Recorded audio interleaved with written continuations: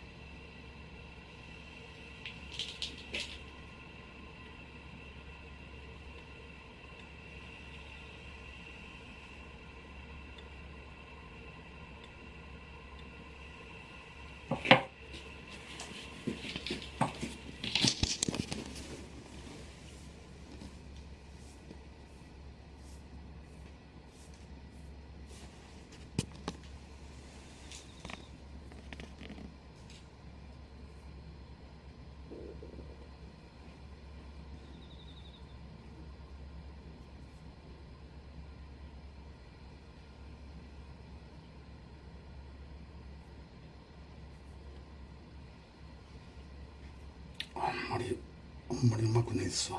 やっぱり座ってる時と立ってる。いや、なんだか、木村さんに緊張して。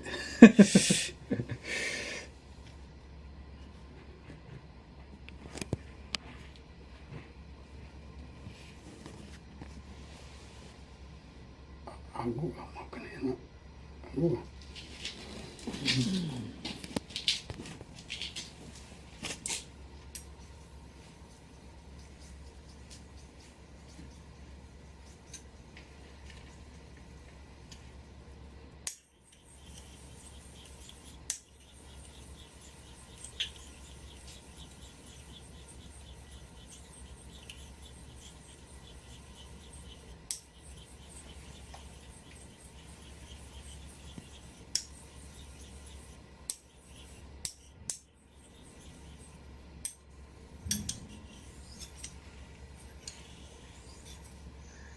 ん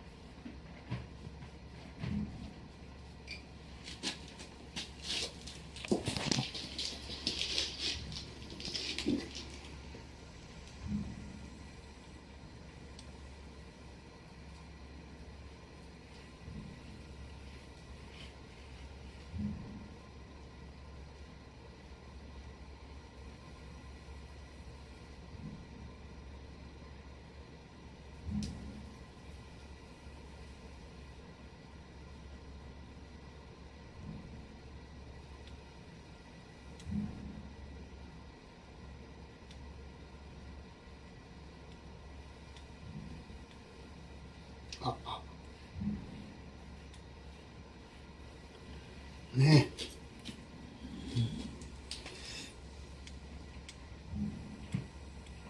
これもう一遍もう戻らんきゃならんんです。ああ